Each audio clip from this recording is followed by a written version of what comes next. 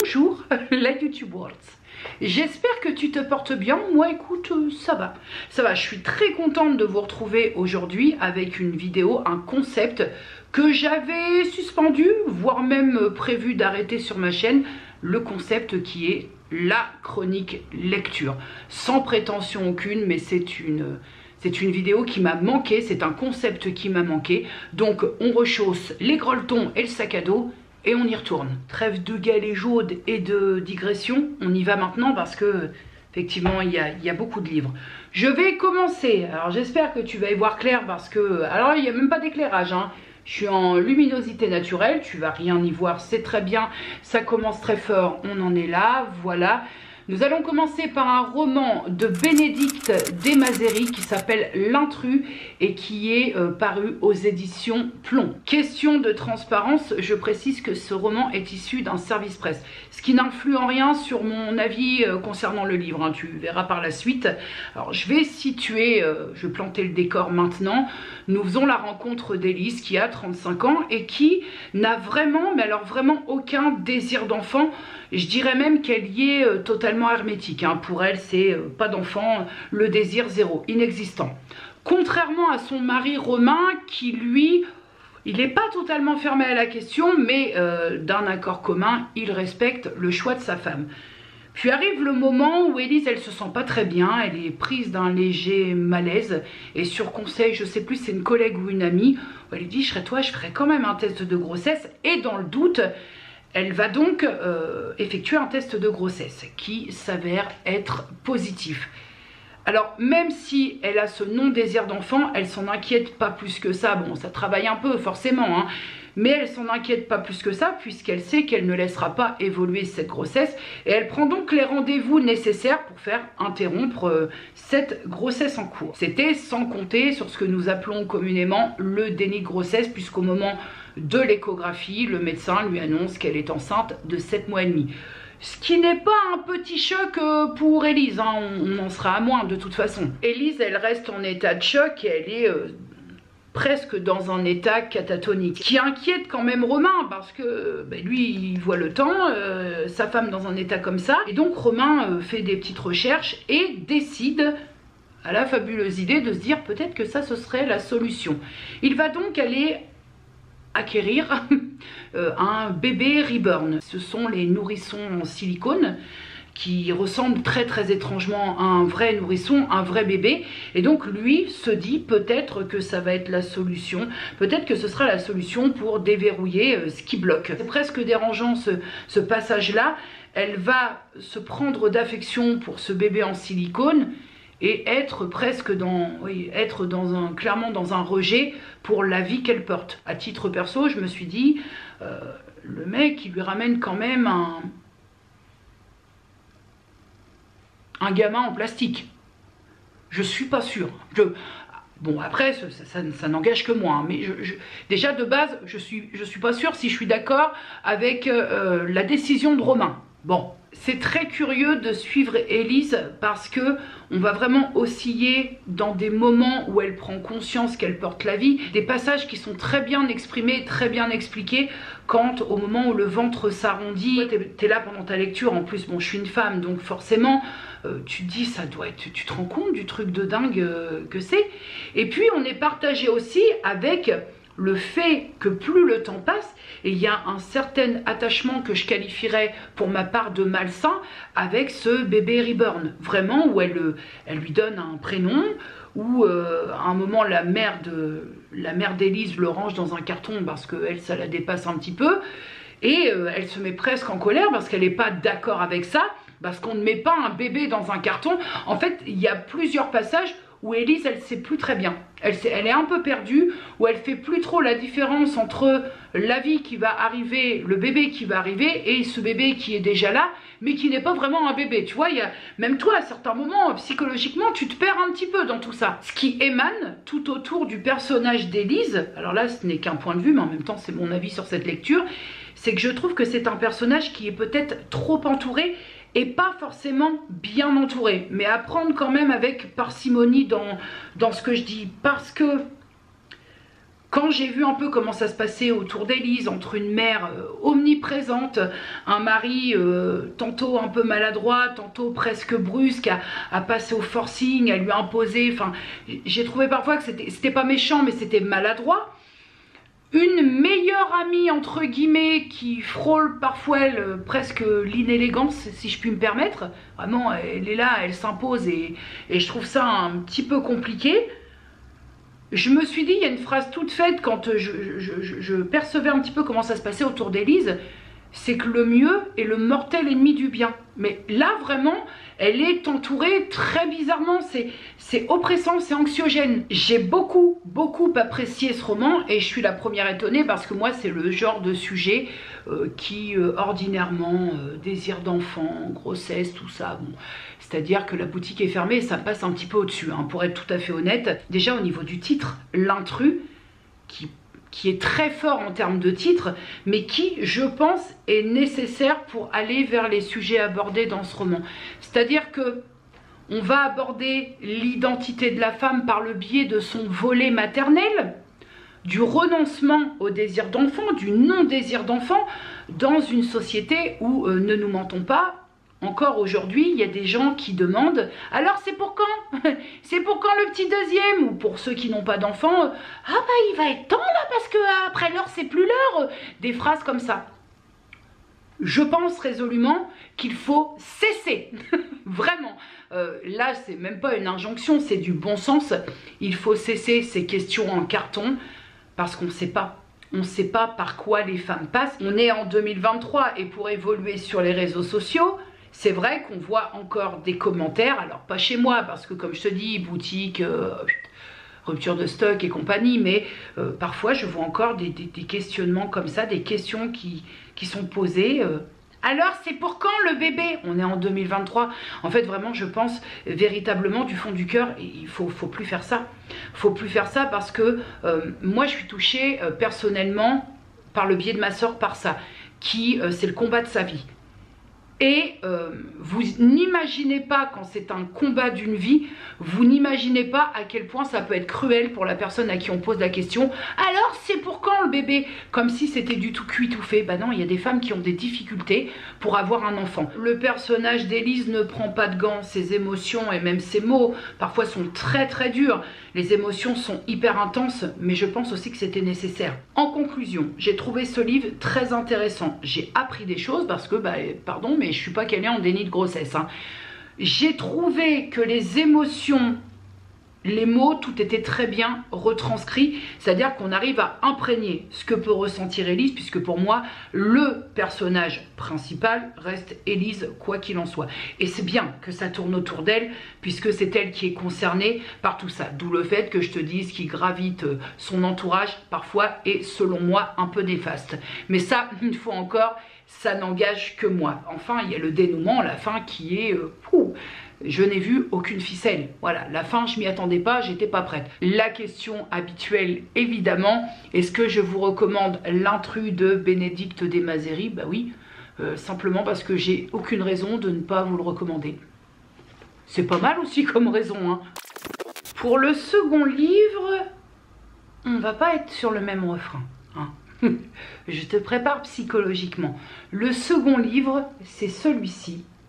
C'est le projet Decameron par le New York Times Magazine, paru aux éditions Fayard. Ah, je vais pas tourner autour du pot, j'ai souffert. Hein. J'ai souffert. Il s'agit également d'un service presse. Alors là, on est quand même sur 2 salles, 2 ambiances, hein, par rapport à l'avis précédent.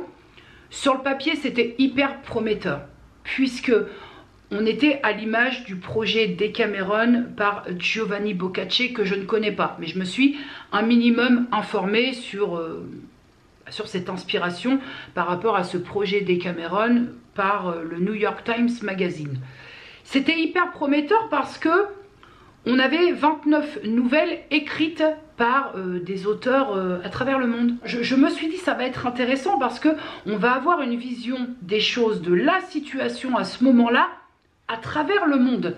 Donc ça m'intéressait de savoir, puisqu'il va s'agir de 29 nouvelles, c'était intéressant parce que ça nous rebalançait dans un moment où nous entrions dans une pandémie mondiale rapport au Covid et les premiers confinements, nous c'était des choses c'était sans précédent, hein.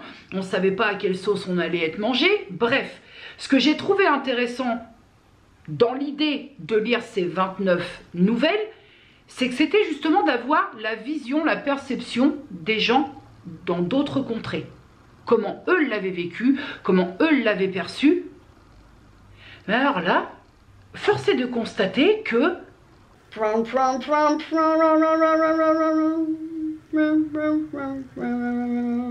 je n'ai pris aucun plaisir à lire ce projet Decameron. Alors peut-être, j'ai essayé quand même de me remettre en question, peut-être ai-je manqué de subtilité pour comprendre ces nouvelles, puisque il y a vraiment 98% des nouvelles que je n'ai pas compris. Je m'attendais à des témoignages, des témoignages de personnes comme toi, comme moi, comme nous, qui avons vécu les confinements, plutôt bien vécu pour certains, un peu moins bien pour d'autres. Je m'attendais à des vrais témoignages. Et là, je me suis retrouvée avec des... Alors complètement dans une dystopie. Je me suis dit, mais de quoi on parle? Qui c'est? Alors peut-être que j'ai manqué de subtilité, peut-être que c'était ça, cette nuance qu'il fallait comprendre, mais alors moi j'ai pas compris vraiment j'ai pas compris le rapport, même si j'ai beaucoup souffert durant cette lecture, j'ai tout lu. Hein, j'ai un certain masochisme, hein. Je n'aime pas abandonner un bouquin, d'autant que là je me suis dit, service presse, échange de bons procédés, allons-y.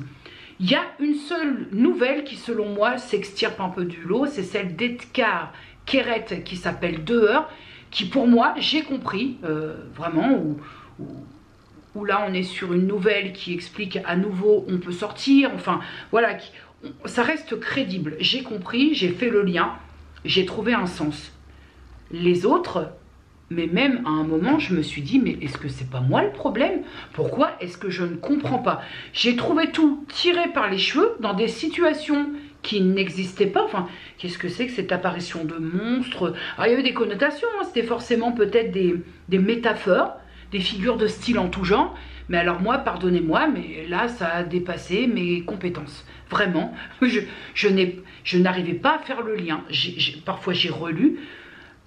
Je me suis dit, mais on n'a pas vécu le même truc, hein, vraiment. Hein. Je m'attendais. Et c'était ça la richesse de ce projet Decameron, de ce que j'en attendais. C'était justement de trouver des différences dans le vécu. Mais là, on est dans une dystopie. C'était le Hunger Games du Covid. Je m'attendais à avoir du vécu. Je m'attendais à avoir des émotions.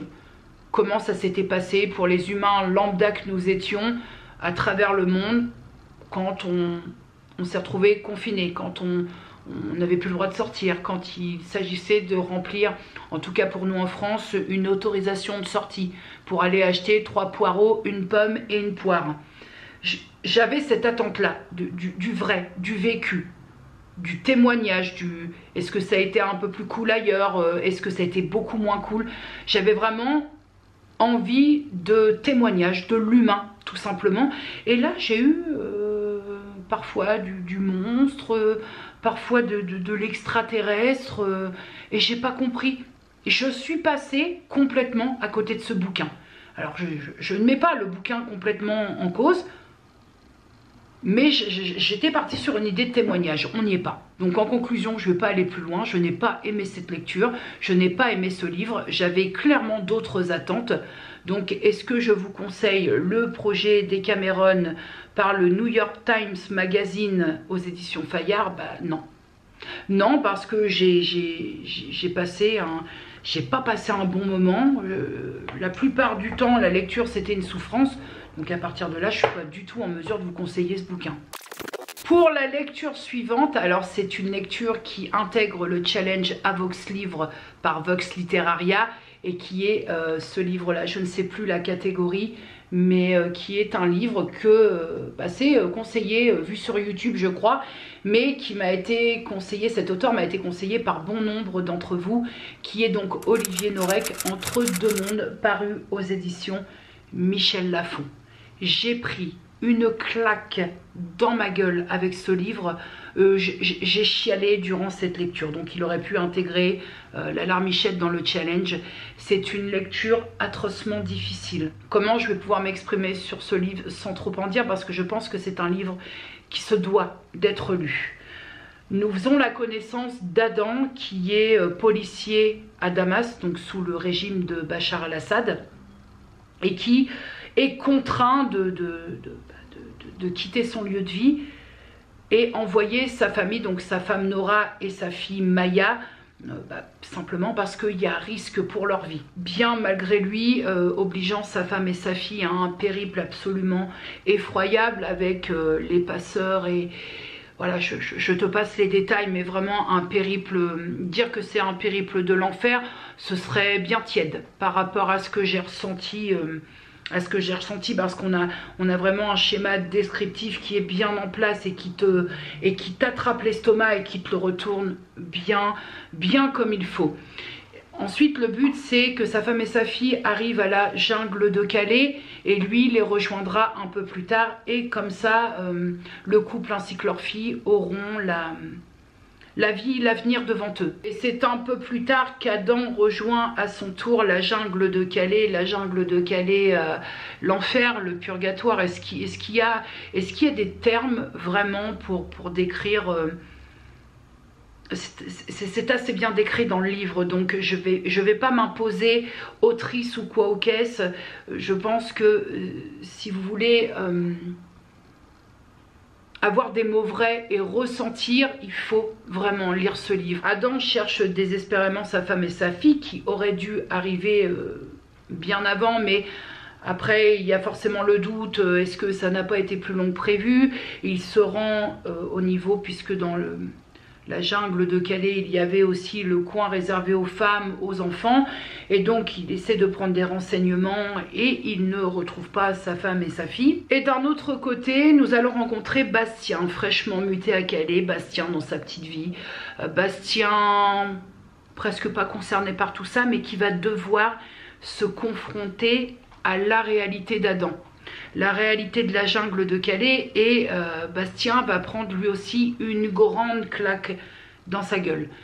Parce que, je te parlais tout à l'heure d'enfer, de purgatoire, je te le dis, ce sont des termes qui sont bien faiblards par rapport à la réalité que nous savons.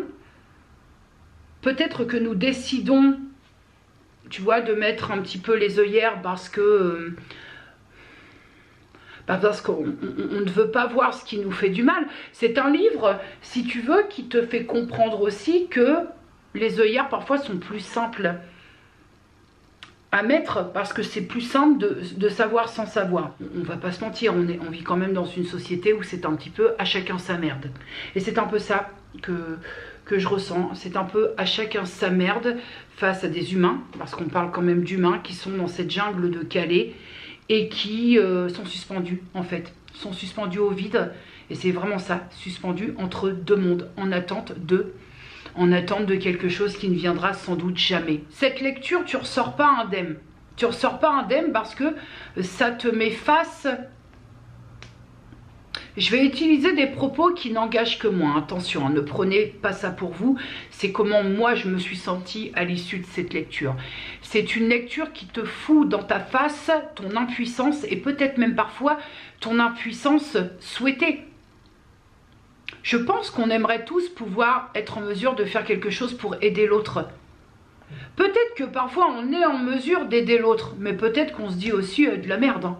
Oh, de la merde, après tout je peux pas régler tous les problèmes dans le monde. Je crois, et quand je te dis ça, crois bien que je m'incorpore dans l'histoire, je m'englobe dans le lot. Je crois qu'il y a plein de choses qu'on pourrait faire mais qu'on fait pas, parce qu'on est dans cette idée de... Déjà on est dans des ancrages, et puis on est dans une idée de très de la merde. Allez hop, de la merde. À l'issue de cette lecture, finalement on se sent très dégueulasse, on se sent très égoïste, et on se dit surtout, si moi un jour je devais vivre ça, est-ce que j'aimerais qu'on me tende une main? Est-ce que j'aimerais que la personne qui est en mesure de m'aider m'aide, plutôt que de me regarder ou de me parquer dans un endroit? On n'est pas à l'abri de vivre ça non plus.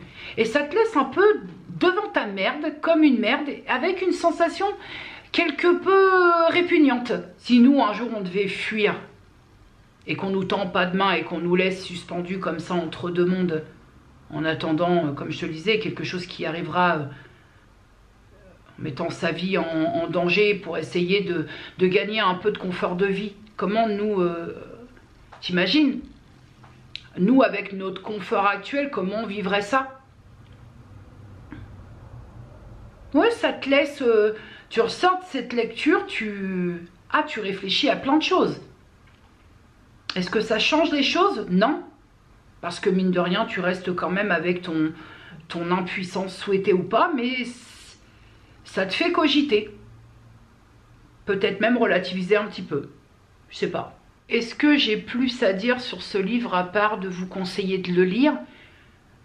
J'ai même pas envie de dire âme sensible s'abstenir parce qu'on fait face à la réalité des choses.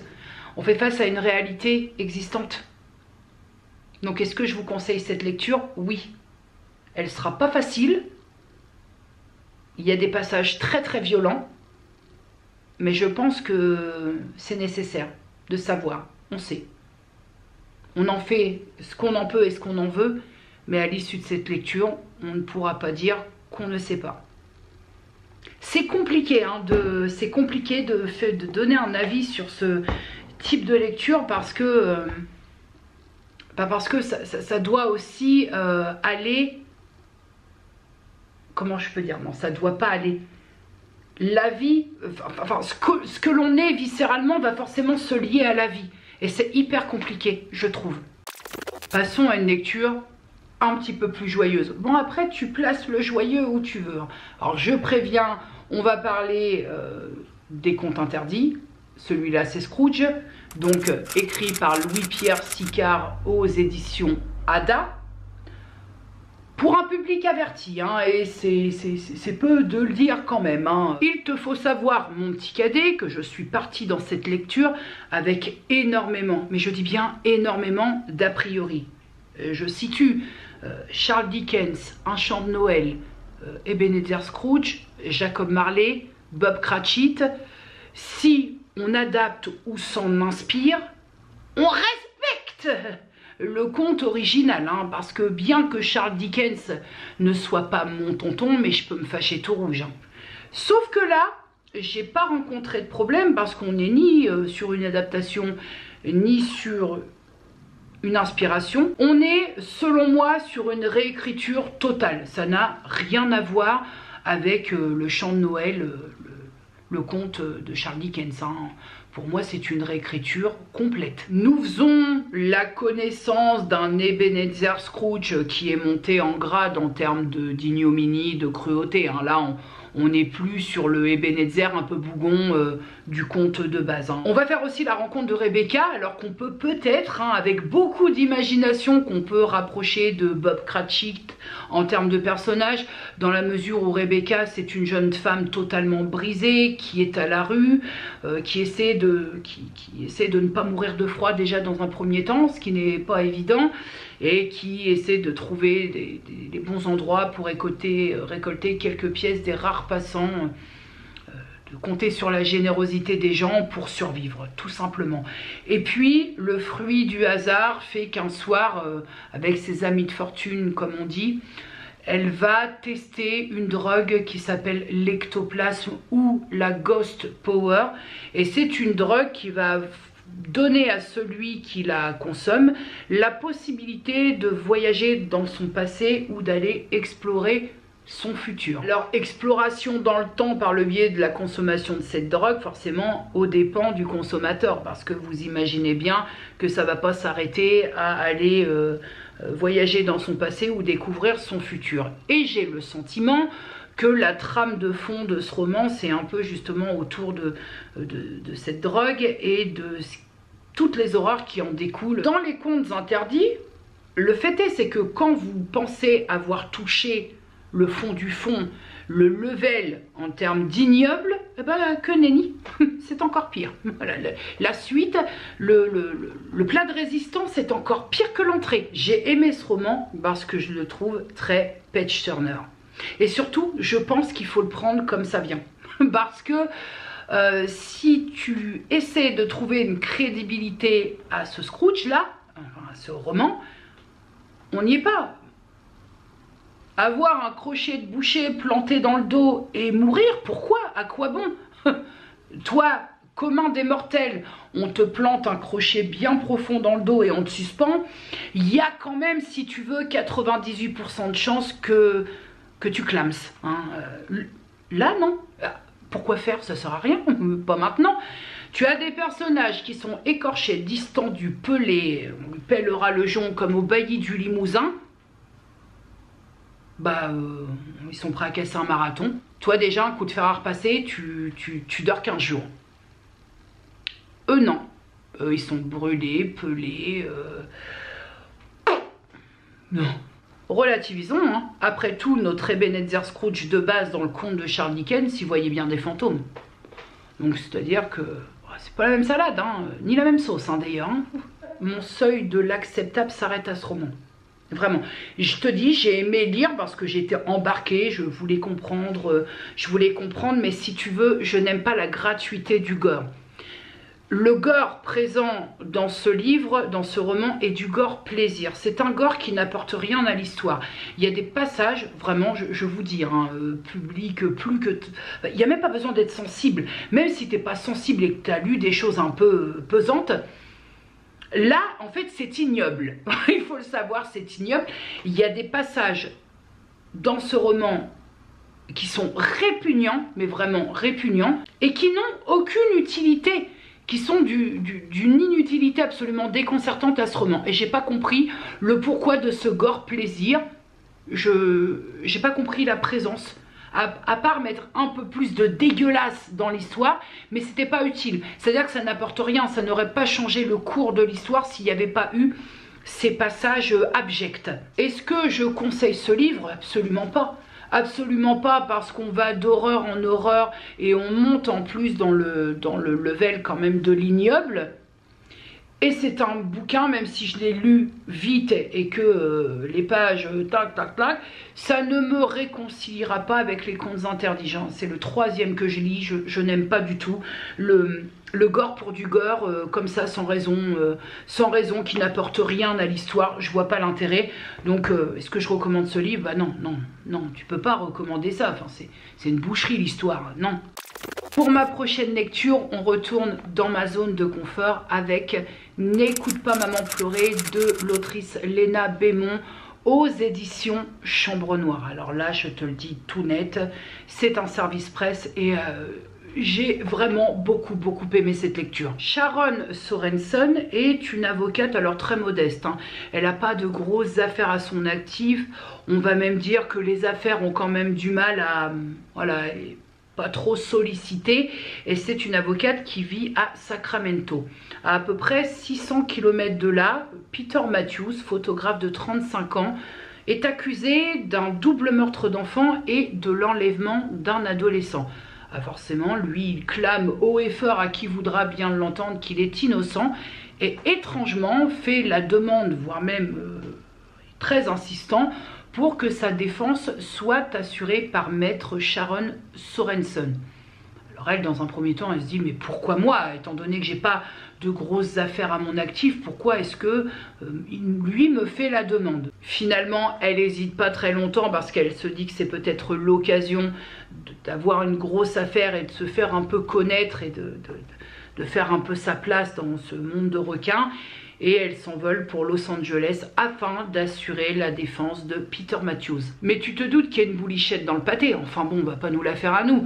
Un mec qui est accusé d'un double meurtre, plus de l'enlèvement d'un enfant, et qui exige d'être défendu par une avocate qui n'a que très peu d'expérience, eh oh, tu nous vois beau, tu nous vois beau.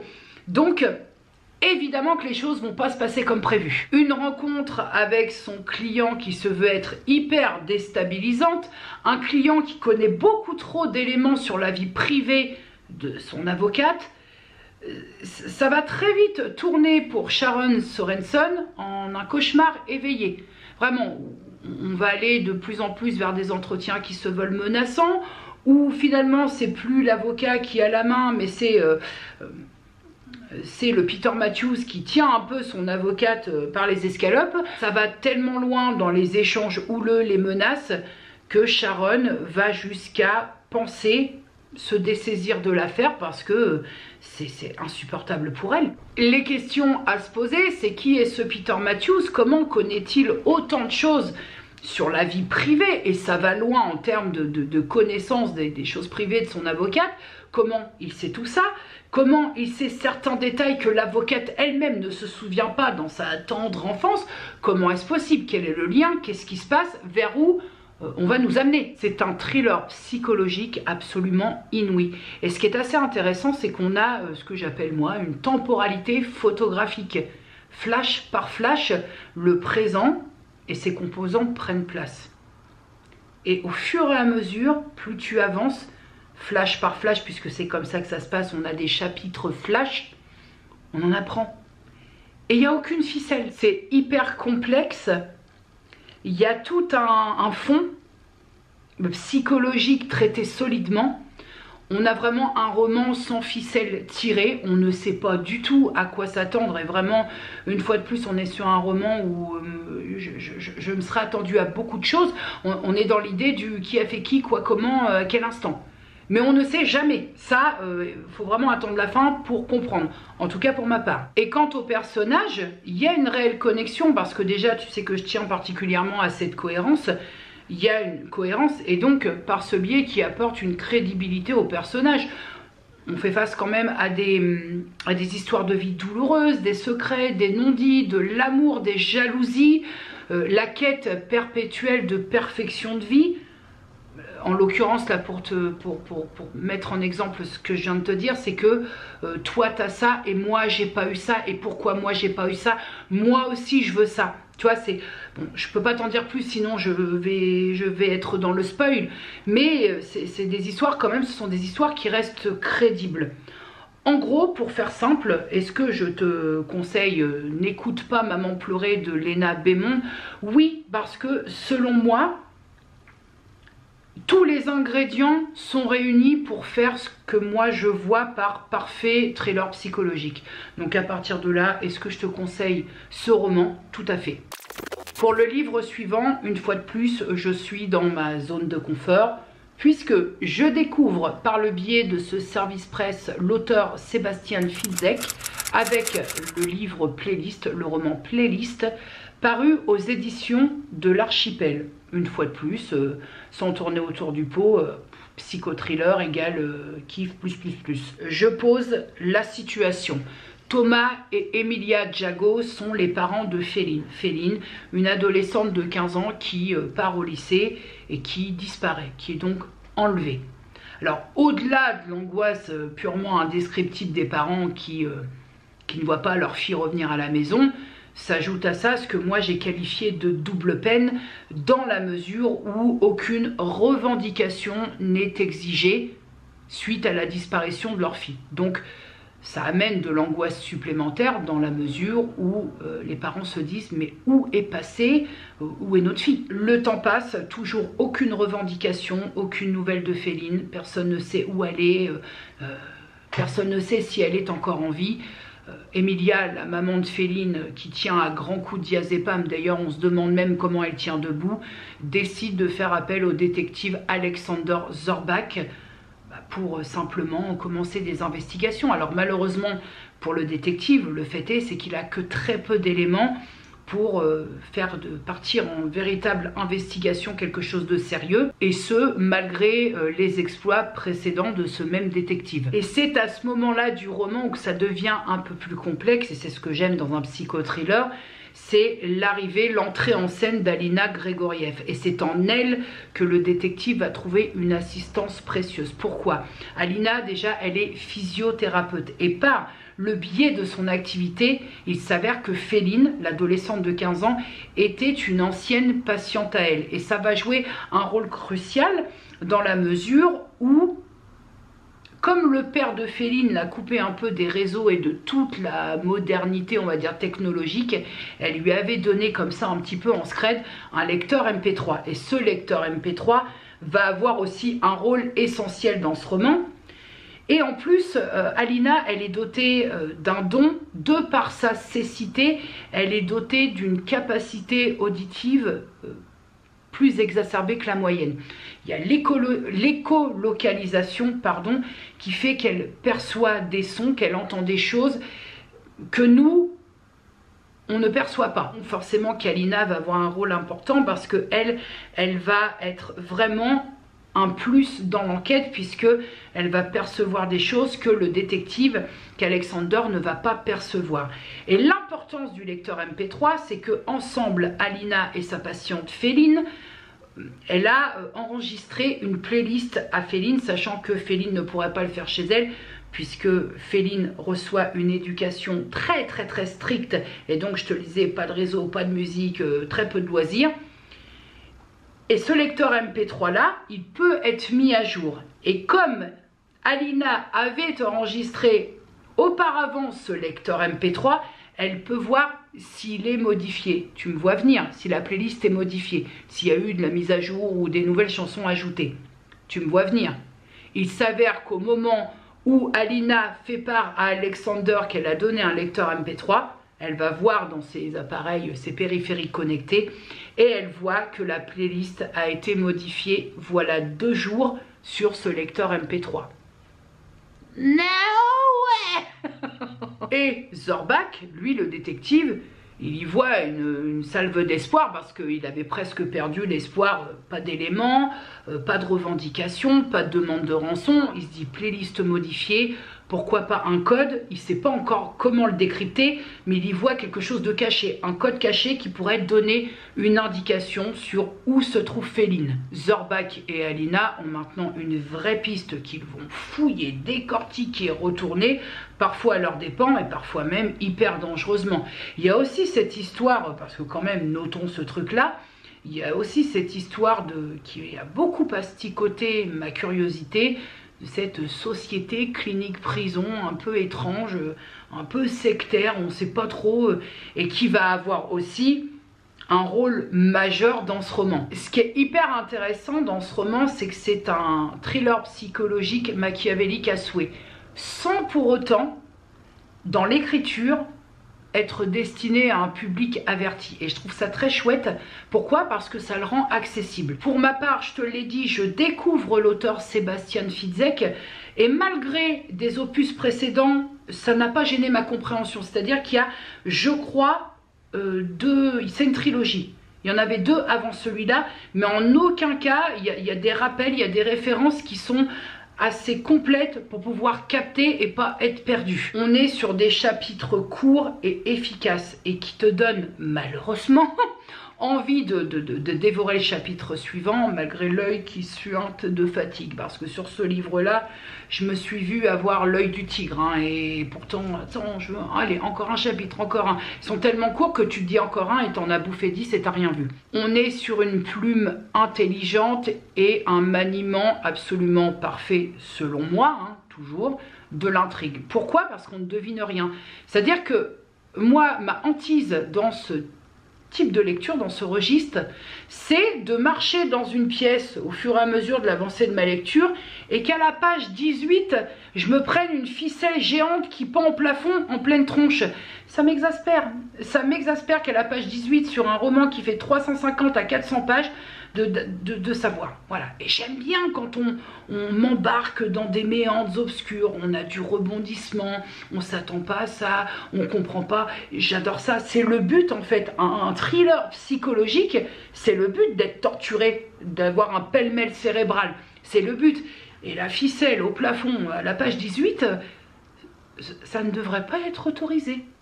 Ça, on accepte pour Colombo, mais ça s'arrête là. En résumé, une lecture captivante, des personnages au profil psychologique agilement élaboré, des fausses pistes, du rebondissement, en veux-tu, en voilà, tu ne devines rien. À partir de là, on est bon. Est-ce que je te conseille ce roman? Bien sûr que oui. Là, on va très vite passer puisque je vais te remettre les liens en barre d'infos ainsi que dans le i qui est au bout de 10 ans de YouTube. Je ne sais toujours pas où il est le i, là je crois. Mais donc, ce sont les livres qu'on a fait sur la lecture commune avec Elodie et Gwen. Donc, l'Empire des femmes, si tu veux savoir ce que j'en ai pensé et ce que nous en avons pensé toutes les trois, bah, va en barre d'infos et tu auras le lien direct. Ça va, ça va, je vais pas tarder à lire le tome 2 au demeurant, hein, parce que je veux quand même savoir. J'ai décidé d'en découdre, je veux comprendre. On va y aller. Identiquement lu aussi dans mes derniers livres sur une lecture commune avec les filles. Non mais en fait, vous n'avez pas le droit de vous moquer, je vous le dis tout net, vous savez, ça vous pend au bout du nez.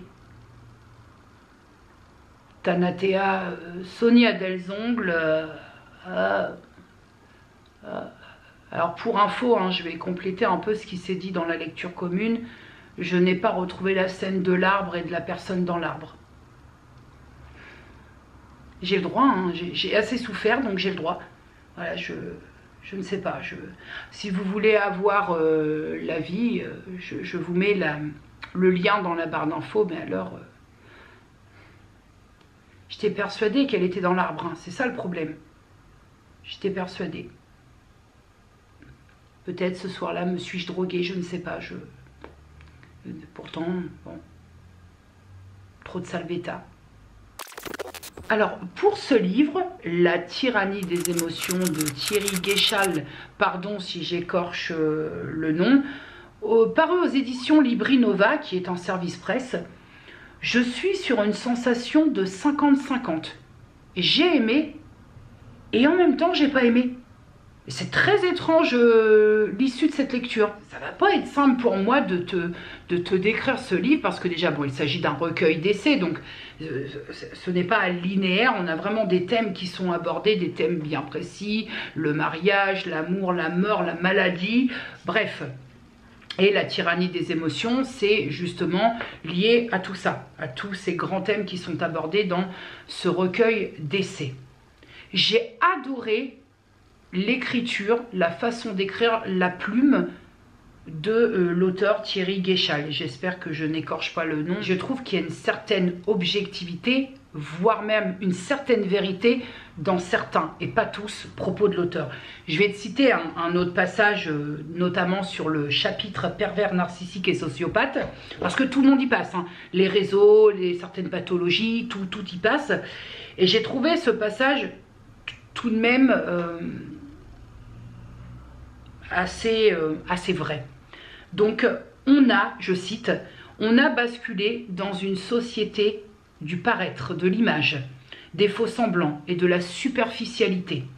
On en a oublié de penser par soi-même, surtout ne pas faire confiance au bon sens. Ça va dans le sens étant donné que là, il parle beaucoup notamment de la société du paraître. Ça va aller dans le sens des comparaisons, parce que là aussi il fait un gros chapitre, et alors là je suis tellement raccord avec ça, il fait un chapitre sur comparativement se comparer à l'autre, et ça il insiste sur le fait que c'est un véritable poison, et je suis tellement d'accord avec ça, mais il met le doigt dessus, parce que la société du paraître n'est-il pas cet élément qui fout le bordel?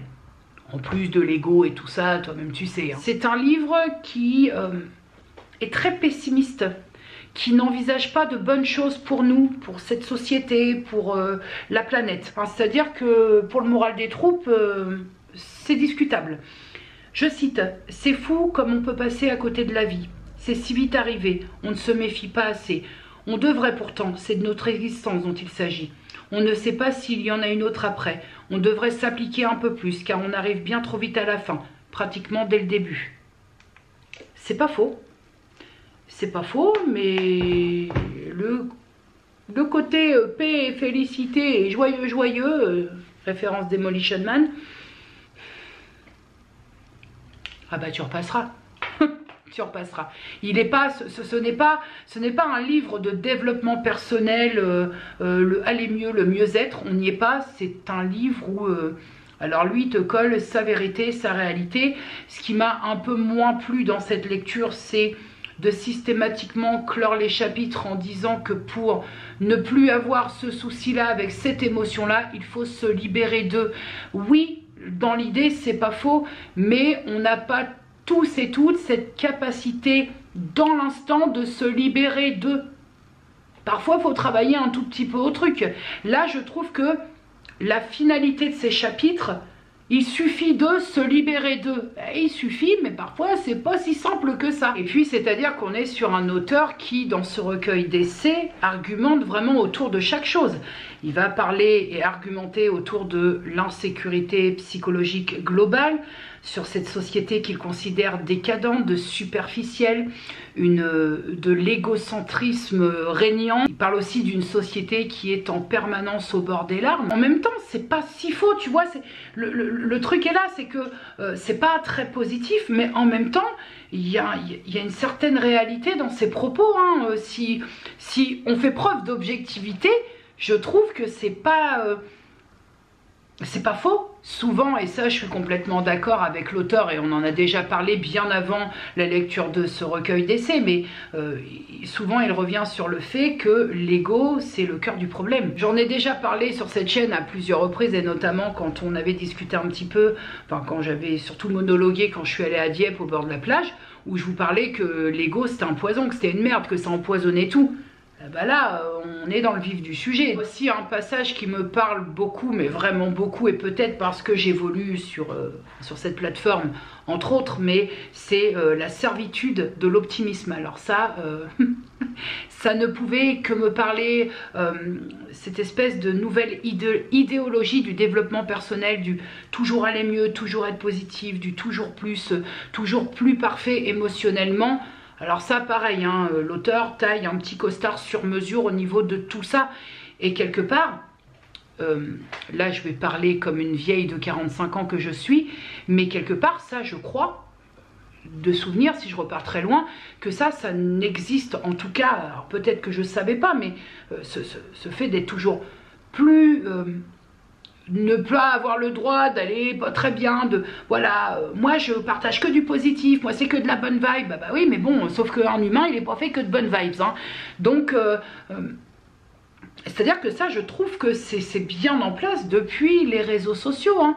Alors c'est toujours pareil, les réseaux sociaux c'est très bien, ça a amené de très bonnes choses, ça, vraiment, et puis il y a ce côté là où comparativement aux autres, bien souvent, tu es aussi en mesure de te sentir comme un caca.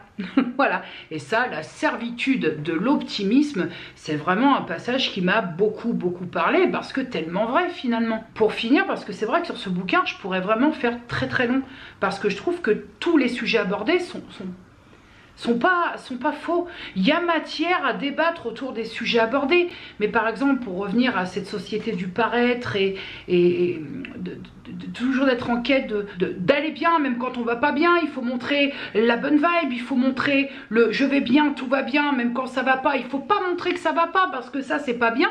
Et l'auteur dit qu'on est face à actuellement un vrai business du bonheur, et c'est pas faux, parce que combien de méthodes, notamment sur Instagram, où on te vend tu souhaites aller mieux, et bah pète un coup dans un sac et tu verras, tu respireras le grand air. J'exagère à peine le trait, mais c'est pas faux. C'est un peu, on va dire que je ramène tout à ça, mais c'est un peu la même mécanique que ce qu'on te vend, les gélules, non mais vraiment, les gélules pour perdre du poids, pour soi-disant qui t'aident à... alors donc il faut prendre des gélules à vie, c'est ça l'idée, il faut prendre des poudres à vie, bref...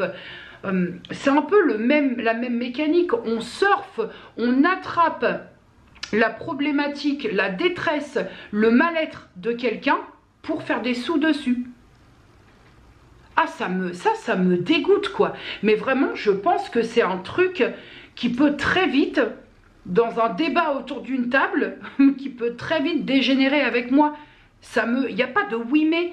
Il n'y a pas de oui mais à partir du moment où tu fais du bif sur la détresse ou le mal-être de quelqu'un. Le oui mais n'existe pas. Ça n'existe pas.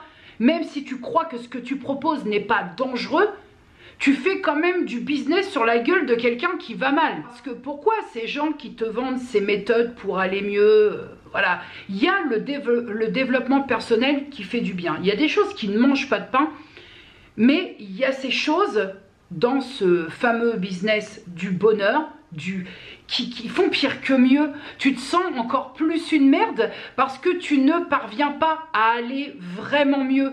Donc tu te sens encore plus comme une merde. Et c'est là où pour moi intervient la dangerosité. Et le pire, c'est qu'on argumente. Si je reprends l'histoire de te vendre des gélules ou des trucs de perte de poids, on a quand même l'odieux toupet de prouver que c'est vrai. De prouver de quoi que c'est vrai? La gélule, elle va peut-être t'aider, mais à côté, on te dit je prends des gélules ou je prends ça, mais à côté, j'ai un régime équilibré. Mais non, en fait, c'est de manger équilibré qui te fait perdre du poids, c'est pas ta gélule en crépon. En fait, et ben c'est pareil. Pour le bien-être, pour moi, c'est un peu pareil. Il y a plein de facteurs autour qui font que tu auras beau t'acheter toutes les méthodes pour aller mieux. Si la base, si le fond est pas bon, toutes les méthodes au monde n'y changeront rien. S'il y a des choses qui ne sont pas réglées fondamentalement à la racine, c'est cuit, c'est mort dans l'œuf. Que j'en pense à titre purement personnel, et ce sont des propos qui n'impliquent et n'engagent que moi, c'est que d'être bien dans ses pompes, d'être heureux, d'être dans le bonheur, c'est chouette, c'est vraiment très chouette quand c'est sincère. Et quand c'est pas à utiliser à d'autres fins, parce qu'il faut montrer ça, parce qu'on doit paraître heureux.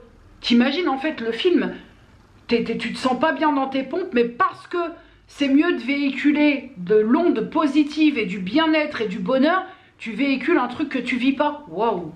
Pardonnez-moi, hein, mais waouh! Mais finalement, d'en parler là avec toi, je pense que j'ai beaucoup aimé ce recueil d'essais. Parce que c'est intelligent. Même si c'est pas hyper optimiste, il n'en reste pas moins que quand on voit la conjoncture et quand on voit l'humeur ambiante et la morosité, il n'en reste pas moins que finalement, est-ce que lui est dans le faux? Et est-ce que c'est pas moi, en étant sur du 50-50, c'est pas moi une fois de plus qui se met mes petites œillères en me disant mais ça va, reste avec ton bisounours sur ton épaule, c'est bien, il faut, hein, il faut parfois rester avec son bisounours sur son épaule, parce que sinon, pardonnez-moi, mais sinon, sinon ça marche pas longtemps. Mais je crois que finalement, j'ai beaucoup aimé ce recueil d'essais, La tyrannie des émotions. Hop, attends, on va y aller parce qu'on voit pas le monsieur. Voilà, j'ai beaucoup aimé. Est-ce que je te conseille cette lecture? C'est très particulier, mais pour autant, je pense que même si c'est pas hyper optimiste, ça ne fait pas de mal à lire. Il y a certaines réalités qui sont bonnes à lire parce que ça intègre ton cerveau et ça te fait réfléchir. Et moi, je pense que tout ce qui fait réfléchir, hop, on va revenir, voilà. Tout ce qui fait réfléchir, c'est bon à prendre parce que tant que là-haut ça marche, c'est déjà pas mal. Le dernier de cette énorme chronique lecture, Pani par Florent, écrit, alors écrit avec, donc écrit par, mais avec, parce qu'effectivement Florent Pagny a checké tout, checké tout ce bouquin un nombre incalculable de fois, donc écrit avec Emmanuelle Cosso, qui est la parolière de Florent Pagny, paru aux éditions Fayard. Bon voilà, là je vais perdre l'objectivité, hein, totalement. Et pourquoi perdrais-je l'objectivité? Après tout, c'est un livre qui est très très bien écrit. J'ai été étonnamment surprise par la qualité de plume, sachant que quand même Emmanuelle Cosso est parolière, donc je pense qu'elle maîtrise un peu son dossier. J'ai adoré parcourir ces 500 pages sur la vie de Florent Pagny, du début jusqu'à maintenant, de traverser avec lui ce que lui appelle ses 7 vies, vient de commencer la 8e. J'ai ressenti énormément d'émotions et ne mélangeons pas tout, ce n'est pas parce qu'actuellement il est malade que j'ai été émue. Il y a des choses, bien évidemment, quand tu t'intéresses un minimum à l'artiste, et j'avais eu le même cas de figure avec le livre de Didier Morville, Joe Star, où j'apprenais, il y a certaines choses que j'apprenais pas. Quand tu t'intéresses à un minimum, que tu apprécies un artiste, il y a quelques aspects, quelques pans de sa vie que tu connais déjà. Et effectivement, concernant Florent Pagny, notamment l'histoire avec Vanessa Paradis, je savais comment ne pas savoir de toute façon à l'époque. Après, il a donné quelques petites indiscrétions en plus, mais ce qui est super chouette, c'est que ça reste très subtil. Le mec, il n'est pas là pour étaler. Le mec, il n'a pas écrit ce livre pour déblatérer. Le mec, il raconte son histoire. Point. Il n'y a pas de fioriture, il n'y a pas de je vais raconter de la merde pour faire un peu mousser les ventes du livre. D'ailleurs, livre qui se vend plutôt très très bien. Il a inséré des photos personnelles dedans. Alors, je vais te montrer juste... voilà, il y en a plusieurs, hein. Il y a plusieurs pages de photos personnelles, ce qui apporte un plus à ce bouquin parce que on a les mots et ensuite on a l'illustration de ces mots par le biais de ces photos. Et je trouve ça hyper sympathique d'avoir pensé au lecteur qui a acheté ce livre, qui ma foi n'est pas donné, puisque je pense qu'on est sur 24 € me semble-t-il, n'est pas donné, mais je trouve que c'est sympathique d'avoir ajouté ce côté photo, que tous ne font pas quand on est dans une biographie ou une autobiographie. Il se livre aussi sur des aspects qu'on sait peut-être un peu moins. Alors forcément, on connaît tous ces mésaventures avec les impôts. Par contre, il y a certains aspects justement, certaines facettes de ces histoires. Il appelle ça, d'ailleurs il y a un nom bien particulier parce qu'il acte carrément l'histoire des impôts tellement il y a à dire, et il remet entre guillemets sans laver son linge sale, toujours je le répète, sans jamais déblatérer ou laver son linge sale, mais il remet un peu les pendules à l'heure par rapport au fait que certaines personnes aient dit que le mec ne payait pas du tout d'impôts en France. Enfin bref, lui le dira mieux que moi. En même temps, Florent Pagny ce n'est pas mon tonton, donc lui dira forcément les choses mieux que moi, hein. J'ai jamais bu un café avec lui, j'aimerais bien, hein. Et puis c'est surtout un bouquin, punaise, tu sors du bouquin, t'as envie de te barrer en Patagonie, excusez-moi quoi, aller cultiver la rose musquée, puis on n'en parle plus, hein. J'ai trouvé ça très chouette parce que il y parle de ses rencontres avec Jean Carmé par exemple. Alors les plus jeunes d'entre vous, Jean Carmé ça va peut-être pas vous parler, mais moi ça me parle parce que ça fait Jean Carmé fait partie des acteurs qui ont bercé mon enfance au même titre que Louis de Funès.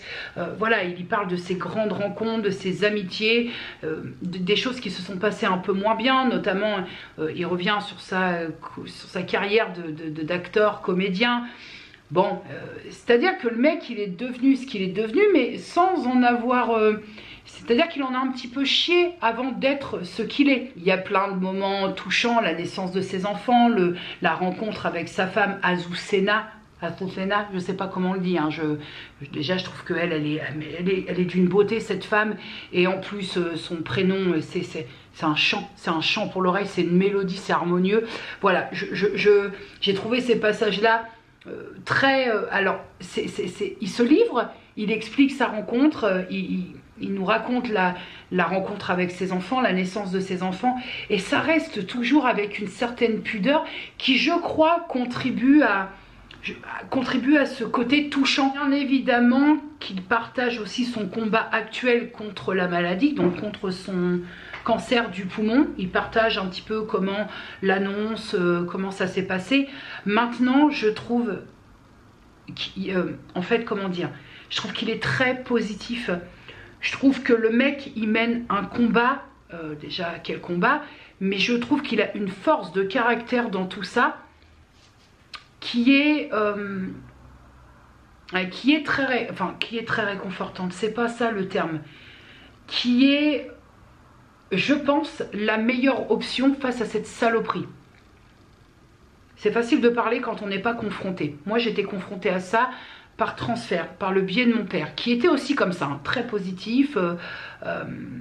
Il a été abattu vraiment quand la maladie, elle a gagné, voilà. Mais sinon le combat durant les 9 premiers mois, il était très très positif et il y croyait.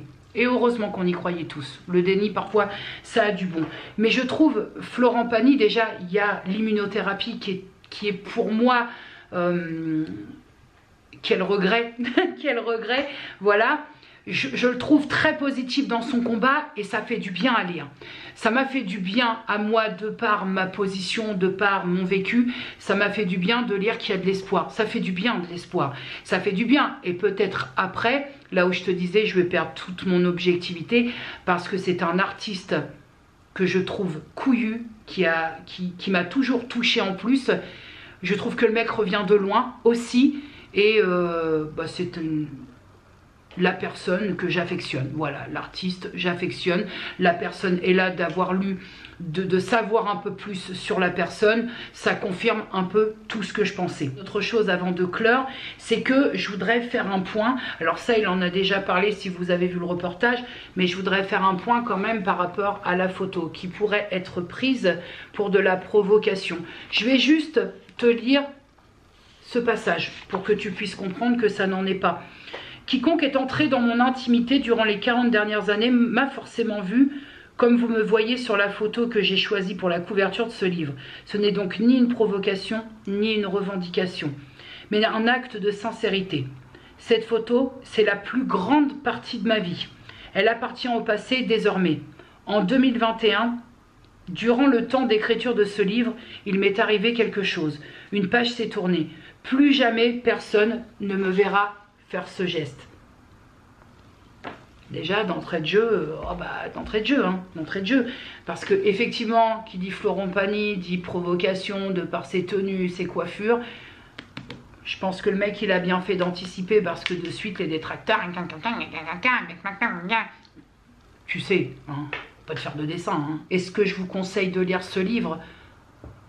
Oui, à 100%. Maintenant c'est sûr. Il faut un minimum avoir un attrait, une petite affection, enfin, avoir envie en tout cas, à défaut d'avoir une affection coquette, parce que je le répète, c'est pas mon tonton, mais il faut avoir envie de découvrir la vie de l'artiste, ce qui était mon cas.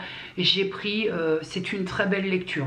Vraiment, c'est une petite pause, malgré des réalités de vie, des instants douloureux, des instants pas simples, des instants où il lui a fallu prouver pour faire sa place, des instants de galère à faire les poubelles, à vivre dans la rue, enfin bref, c'est un très beau moment que j'ai passé et ce livre je le garde. Petit big up au passage pour Emmanuel Cosso parce que tu sens vraiment qu'il s'est pas fait accrocher par quelqu'un qui lui a dit « Dis Florent, tu veux que j'écrive un livre sur ta vie ?» Non, là tu sens qu'ils se connaissent tous les deux, tu sens que c'est un livre qui a été écrit en osmose, ça fait toute la différence. Vraiment, est-ce que je vous conseille? Bah oui, oui. Bah voilà mon petit cadet, suite et fin de cette chronique lecture. Alors figure-toi que j'ai commencé, il faisait jour, et que là la nuit commence à tomber. Il faut dire qu'aujourd'hui le temps est exécrable. En ce qui concerne, alors, point à part, vous n'êtes pas sans savoir, et si vous ne le savez pas, j'ai un profil Instagram dédié à mes lectures où je publie des chroniques lectures manuscrites, voilà, avec la photo, petite photo qui va bien. Donc ce que je vais faire, c'est comme là il y en a beaucoup, je vais faire un jour une publication. Il y a les mollos, hein, on va pas vous en envoyer plein la ganache. Et si vous voulez nous rejoindre sur ce compte Instagram où je ne parle que lecture, il est en barre d'infos sur tous mes réseaux sociaux. D'ailleurs, il va falloir que je remette à jour ça parce qu'il y a des trucs qui ne sont plus en vie. Il y a des trucs qui sont partis, en congé. En congé sur la longue durée. Prenez soin de vous, prenez soin des gens que vous aimez, dites-leur que vous les aimez. Et nous, on se retrouve vendredi. Ah oui, je voulais me débarrasser de cette longue vidéo dans la foulée. On se retrouve vendredi pour une autre vidéo et on se retrouvera dimanche pour le vlog si tout va bien. Et des bisous.